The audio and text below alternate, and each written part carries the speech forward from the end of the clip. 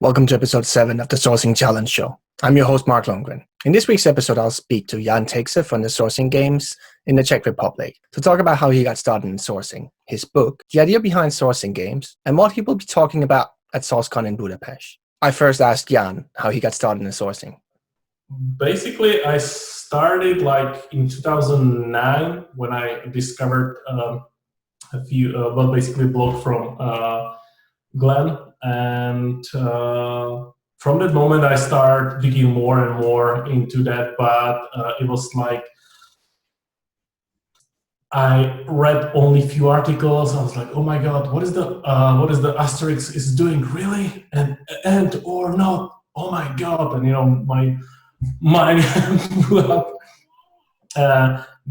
But I really started when I joined my current company, and I was really blessed to have really amazing boss in that time, Justin, and he basically gave me the space to learn and show me that, hey, we in US we've got something called sourcing, and I started learning more about that, start reading more books, articles, especially articles, and trying to understand how all the things are working, Mm-hmm. So, and if I can change it a little bit, doing something else, make it better.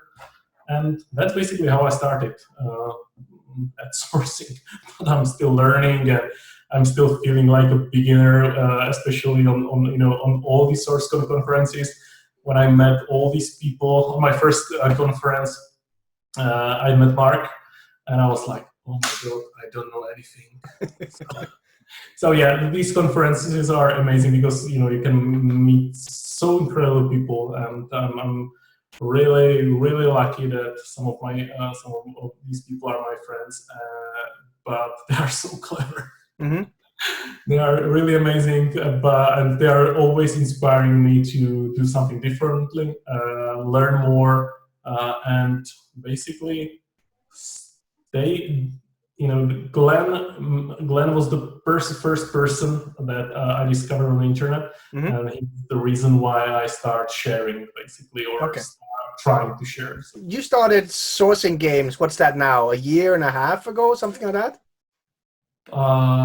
Probably it was like November 2016. Okay. So yeah, year and a half. What was your idea behind that, and what kind of made you think of it? I like puzzles and riddles, and basically every time you're trying to find some candidate, that's some kind of the puzzle. Where you find it, how you find it, how to convince the person if you find the right candidate. So and there is jillion trainings on the internet. Everybody's trying to sell you how to be expert on LinkedIn and GitHub, whatever. There's millions of trainings and stuff, but people only learn from this training around 20 plus minus % of all the knowledge they were shared there. But how you can test your employee or your colleague, or how you can test your knowledge? Basically, there is no training tool that you can use for that. So you pay lots of money for the training, you learn something, but you are not using it. Mm-hmm. And the best way how you can learn is to start doing this stuff. So I start learning and refreshing the knowledge, and I start creating these games just to have some kind of tool that I can use for my colleagues, for my friends, because they are always bragging like, "Oh my God, I got a certification from the training or from that webinar or whatever." So I asked them, "Okay, so here's the game. You told me that you learned something. Just finish it." And they will start sending me messages like, "Oh my God, that's not a possibility to finish the level or beat that," or I was like, "Okay, so you've got a certificate for that you are expert sourcer. So how it's possible that you can't beat that stupid silly level?" No, I don't know how to solve it. So basically the whole idea was to tested the knowledge of my friends and learned something. But yeah, they are quite popular. Companies are using them for testing their candidates. Yeah, I saw that. Yeah. Yeah, and companies are also agencies, and companies are using them as a test. Sourcers are using them as a training for Sourcecon challenges, for various hackathons, and yeah, it's just fun. That really brought you on the map for not just me, but a lot of people. It's like, who's this guy just doing these sourcing games, and how does he come up with the challenges? Like, what is your process for kind of coming up with new questions and making our life miserable with them? Basically, it's pretty simple. Sometimes I've got some idea that I would like for a game, and I start creating the game. The last game, it's probably number 12. It's my favorite one. I believe only 2 people was able to finish it, and it's the hardest one. But I love this game, especially for simple reason, because when you finish the game, you will understand all these answers, why I created them, and maybe you are going to be surprised because you will realize that you were searching for the wrong answers the whole time, because our mind is basically still in the box, and the game should help you to get you from that box.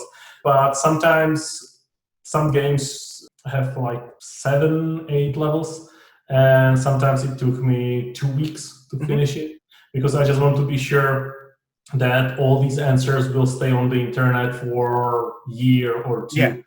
I'm really curious how GDPR is going to affect these games, especially when there are a few levels connected with the email of the person, but in many cases the email is basically connected with their profile or hidden somewhere. So I believe there still will be some option how to solve it.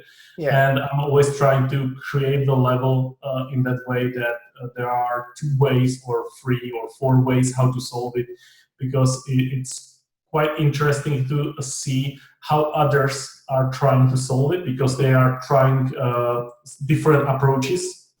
And one person reached me and, hey, I can solve this level, but this is the way how I'm trying to solve it. And I was like, oh my God, it's really clever. I never thought that I can find a candidate, through this way. So I'm learning because I'm sharing the stuff. So that's the major benefit for me from these games, and that's the reason why they are free. All these games, some people, I like that other sourcers and recruiters sending me some tips. Yeah. And basically the game 11 is basically created by other sourcers. So all the levels, some levels are created by specific sourcers across basically the whole world, and that's the part that I really love, because as a community, the whole Sourcecon was based on sharing. Yeah. And this sharing created the amazing community around Sourcecon, and we all are meeting on the Sourcecon events, and it's like meeting friends. It's exactly. Not like, hey, what's that guy doing? No. It's lots of hugging, joking around, sharing lots of things, new methods, and also bragging. Of course. but that's the part I love on sourcing. It's not about me. It's not about you. It's about how we all can get better, how we all can find new ways, and we are sharing a lot. And you wrote a book as well last year. Yep. I have it, of course. Really? One of the versions. I had the Kindle version as soon as it came out. Tell me about what the story was with that, and what finally got you to finish it. Well, the truth is, I was trying to write a book, and I've got some kind of theme or topic for probably 10 or 15 years in my head, and I started writing, but I wasn't able to finish. So I decided, like, hey, what the hell, I'm going to write a book for kids, for small children. It should be easy. Well, I wasn't able to finish it. So I was like, oh my God. And I started writing more and more articles. So I was thinking, like, okay, so I'll try to create some manual for recruiters or book for recruiters, because it's from my field. I already have a few articles that I can use in that in that book. And then I started writing the whole book. And after 2 years, that's the result of it. But it was quite fun. I learned a lot, and I'm pretty sure that we'll also, hopefully, it will be one more book by end of this year. But it won't be for recruiters only. It will be a little bit differently. And my plan is also finish the books for children, because I already have the team, I already have a story. I also have one amazing designer or illustrator. So I only need to finish the text, and it will be there. Okay. So what the second book that you then wanted to write, is it still around the recruitment process, but getting more people into it, or? I don't want to be too specific, but it should be about, it should be for basically job seekers, how to trick recruiters, and what is working on recruiters, how to, trick them or get the feedback, how to get the right answers, and all the stuff around that. So, hopefully, I already have like 60 or 70% of the book, but I'm too lazy to finish it. So look, I'm happy that somebody can write articles and books, and so that people like me can consume it. You did a lot around, especially last year, with a lot of kind of testing in terms of email finding tools and different tools. That's always the kind of thing going on in our community, and I really liked some of the testing you did, where you took people who were third degree removed from you and LinkedIn, and said, like, okay, I know I'm not connected with these people. Let me test that with these different tools. We could probably run a new one every month and get new results, but I just like the kind of premises of doing that. Tell me a bit, like, in terms of tools, how do you keep up to date? Do you have any kind of main ones that you like using? Well, I really like Amazing Hiring. I can see, I see how they are developing and adding more and more stuff there, and that every month there is a new tool. Everybody's testing the tool. And to be honest, it's driving me crazy, because everybody is looking for perfect solution, how to get the email or phone number and other stuff. But people stop thinking about how to build basically the community around the company or around you, how to improve the network to get the result, like more referrals. How psychology is working behind the text, or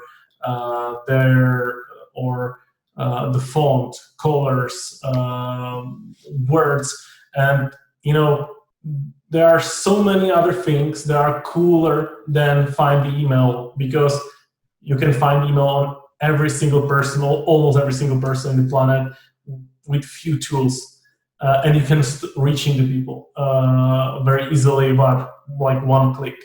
But all recruiters are always looking for the easy way. It's like, okay, I've got the email, I'm going to reach the candidate, but the candidate is not going to answer if you don't use the right words, the right subject. They are not running tests, so they don't know if that type of subject is working for developers, and if that specific subject is working for I don't know, architects or designers or any other position. But every single person is looking for the tool that is going to show them the email address. Yeah. I don't want to use the word that is stupid, but if you have job description that is really shitty, then you won't attract anybody. Yeah. Even if you have email addresses for the whole group of people. That's, I believe, people should try to learn or do more just to understand how basically the psychology or the design or the wordings is working, because it's more important than finding the email. Because if you use the right text in the right way, you will get the candidates who are active, who are interested, and they are already going to be really, really happy that they can join your company or meet with you, etc. And these are the things that I believe will have definitely more and bigger impact in the future, especially. I believe in 2019 it will be more about influencers, and I describe that like it will be influencer economy. So the personal brand in 2019 will be playing bigger role than ever. Mm-hmm. People will be more attracted by all these influencers, but they will be and the influencers needs to provide the content, but interesting content. Yeah. Lots of people are just scraping the basic of the topics they are sharing. Next year and years after, it will be more about the quality. You need to learn more, do some research, provide the content and the sources, because the whole recruitment is changing, and it will be more about people will be looking for quality content. We have lots of fake news and lots of stuff like that. So the content with the right sources and that has some kind of quality will be more interesting for people than before. And the people who are creating the content or providing content, it doesn't have to be article, it could be video or webinars, etc. They will attract more people and create communities and also have more stronger personal brand that will attract the candidates into the companies. Because when you are reaching the candidates on the market and they already know you because you are the spammer, then they will answer on your email or email more likely because they already know you. And there are lots of studies on that, how people are reacting, how you. So it's really important to create the positive brand, of course, but not only create a positive brand among recruiters, but all the content that you are creating needs to also be targeted on the right group. So if you are looking for developers, you need to also think about that, what they are going to learn, because they need to learn about you. So it's like informal introduction. And when they remember your name, and it's basically easy with my surname, then they will reply. Even if they are going to tell you, hey, I'm not interested, it's the feedback. And it's, 50% of your work is done, because you never know. Sometimes they will tell you, okay, I'm not interested, but hey, let's connect, or or try to reach me after 1 month or 3 months, etc. So yeah, the next year will be more about the influencers in the influencer economy and about people who are providing the quality content. It links to the article you wrote in the beginning of the year as well, that 2018 isn't about AI, it's about growth hacking. Yeah. And kind of Facebook group that's around that theme as well. It, like, for me, that links very much to like in between those two, of getting those growth hacking mindset, and by that building your personal brand. Tell me a bit of kind of like you're thinking as well about that article, why you felt it was important to get that out there in the community where everybody was talking about AI, and kind of trying to change the conversation a bit. Well, I'm not sure if I changed it because they are still talking about AI. The AI is a great tool, absolutely. However, every AI is good as the data. And if you read about the AI, there are lots of studies how they basically use the AI, but the data or the result they get it from it were false or affected by the data. And the data are created by humans. And that's the major flaw I can see here. And AI will definitely going to be interesting tool, but not this year, not probably next year, maybe after like 3 or 4 or 5 years. That's the reason why I wrote it, because wrote the article because I believe that this year is about create not your brand, but find a way how you can get the result or spread the word cheaper, faster, and more effective way. And the AI won't able to build your community. The AI won't be able to help your brand, because if we all start using AIs, we'll be using the same algorithms. So if AI decided to start sharing my articles, and all these users are going to start using the same AI, the AI will be sharing my articles through them, and it's not going to create anything. No. And plus, lots of AI tools are expensive. Some companies start with them, but they don't know how to implement them. So they can say, hey, we've got AI, but the recruiters can't use it in proper way. And the grow hacking and the tips and tricks, it's not going to cost you almost anything. There are so many cool things that you can do easily for $10. You can pay $10,000 for AI or $10 and you will get the same result. Plus, the grow hacking is very connected with the influencers and the personal brand. So you've got this year to learn the tricks, how to help your brand and help to be more visible. And next year, it will be more about the quality content. It will be about the influencers. I believe it will be about the real work. It won't be about the quotes or short notes that make no sense at all. Hopefully, it will be about studies, tests, because only through tests you can see the real results and you can share them with others. And if you running these tests, people will see you in the better ways, and also you will get better credibility. They will start trusting you. And we are living in the world that there is like almost every news is fake news.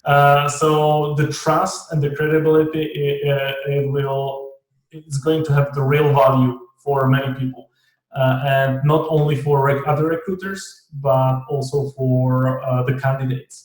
And if they see your name, or they read one of your articles, see of your videos, or see one of your webinars, they will trust you more.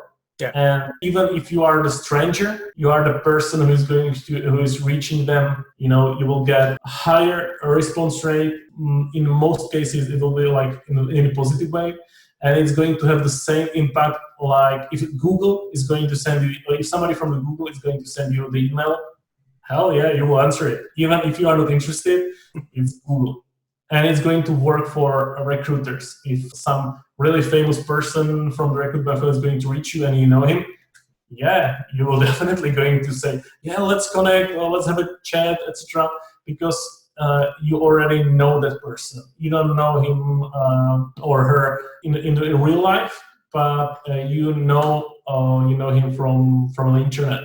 So you saw the personality, and this is the interesting effect that all the personal brand has on people. It's not cheaper than some tool that will find the email for you, but it will have bigger impact on all these activities that you are doing. And I'm not saying that all these plugins and tools are not good. I like them, and I'm also using them, some, or at least some of them. But it needs to be a little bit more about people. Not only about hey, I've got amazing tools here. Let's use them all. They are going to solve all our problems. No, you need to give the feedback to the candidates, treat them with the respect.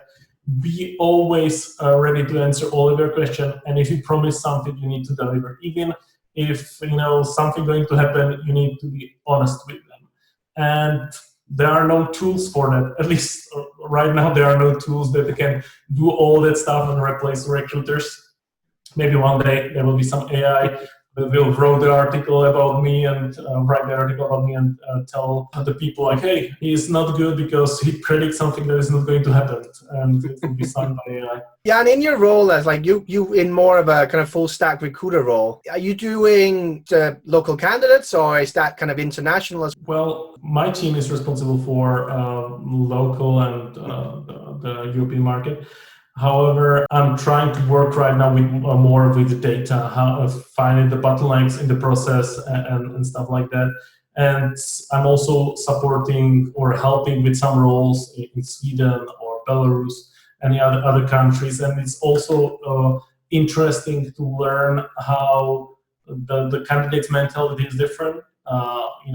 What candidates in various countries preferring, or what kind of things they are looking for. So you need to be always creative, because when you start searching for people from various countries, every single country is different. Yeah. Every single person is looking for something different. So also the emails and the emails and the phone calls needs to be tailored on that specific region. And so it's quite interesting to learn what people want and what makes them change the job or send you the message like, hell yes, I'm going to change. If there's sources out there that their company are going to start working, or they have an office they have to start sourcing for the Czech Republic, what's different there? Like what do they need to think about, and do they need to change some of the ways that they do things? Well, every, especially our market, or for example, Hungarian or any other market in Europe, is specific because the language. So if somebody is going to Hungary or Poland or Austria or Czech Republic, from my point of view, it's really important to learn or understand the language, because if the source and recruiter is able to speak in that language, it will give you the advantage. Not every single person is speaking on the right level in English here in the market. So it's really important to be able to speak with the candidates in the same language and also in the same terms. So if you're looking for surgeons, you need to learn or at least understand the terms that they are using. The same for developers or for any other. I believe the language in most cases is the key. It will help you to speed up the process and help you to hire faster and better. But also, if you have a recruiter, for example, who is sitting in Hungary and is doing sourcing for Austria or Poland or Czech Republic or any other country, and he or she is only speaking with the candidates in English, it's also going to work. But if they know the language, they are closer to the candidates, and the candidates can express themselves faster, better, and they will feel more comfortable. Is there any kind of tools or sites or ways of doing things that are specific for the Czech Republic? Well, LinkedIn is working here too. And tools like Amazing Hiring, they already covered the Czech Republic and other countries. We have some job portals that are typical here. Most of our people in Czech Republic are using not Google, but our main search engine is called Seznam.cz, and it's like Google, but like really small one. But this is the tool that our candidates are using. To be honest, I didn't source or I didn't use the search engine for sourcing, and I'm probably never going to do that, because I still prefer Google, but there are some few small things that are working differently here for us. You're going to be having one of the keynotes at Sourcecon when we're coming to Europe and Budapest. Tell us a bit about what people can expect from that and what you'll be touching on there. My topic for that specific event is about, as I mentioned on the beginning, is about sharing and how to learn more through sharing. And I'm planning to demonstrate how I started. Why people are sharing, what's the obstacles for people not sharing the stuff or anything. What I learned through sharing, I'm going to demonstrate or show a few things that how I learn new methods just because I start something. It's like action and reaction. So the whole topic is going to be focused about that. And my goal is to inspire others, all the people who are going to sit there, because I will be sharing my experience about sharing on the Sourcecon, and the Sourcecon community is built on sharing. That's part that I really like. So hopefully some people are going to get some inspiration, and that inspiration leads to some article or some test or anything, and they will share something on the Sourcecon side or on LinkedIn, and it's going to help the community because we need more people who are going to create stuff rather than consume stuff, because we have a lot of consumers. But we need more creators, so we can all learn something new. We don't have to do all the tests alone.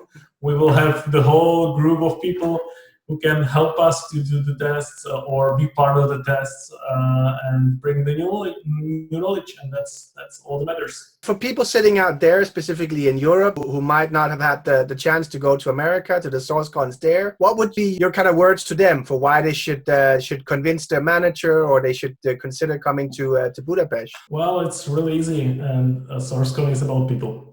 And I was very lucky that my company gave me the opportunity to go to LA last year and learn lots of stuff that I shared with my current team, or basically the whole TIA organization. But I met really amazing people. I was inspired by them. I got new ideas that I include into the book. I developed new methods that are also in the book. I wrote more articles for the community because I was like, oh my God, these people are doing so amazing things. And it's like, they're like family. If you are sourcer and recruiter, you definitely would like to be part of the community. So if you are looking for reasons, the only reason is you will meet amazing people, and some of them are going to definitely change your lives, and it's really good investment. So even if the company is not going to invest or get the tickets, you should go there because it's the best investment in your life, and not only the company will get something from it, but you definitely as a source or recruiter will learn something new, and it's going to open your mind to try some new things, new ideas, and you should go there. Yeah, and if people want to keep up with you, what you're doing, either if that's whenever your new book comes out and with Sourcing.Games, where can they best follow you? Twitter, definitely. Don't send me the Facebook message or Facebook invite. I got a ton of them, and I'm really not going to accept most of them just because, if we met in real life, then yes, why not? But I still use my Facebook personal space, and basically Instagram turned into my personal space that I'm not allowing to enter any intruder. But definitely Twitter, LinkedIn, Medium, my blog, my surname.eu, that's my blog, and I'm posting lots of stuff on Sourcecon. Mm-hmm. So I'm everywhere. Look, Jan, thank you very much for your time. I am looking forward to meeting you in Budapest, if not at one of the conferences before that. But thank you so much for your time. So thanks for the invite. Thank you. Have a good one. Thank you all for watching. We'll be back next week with a new sourcing conversation. If you want to be the first to know about new episodes, make sure you subscribe to this channel.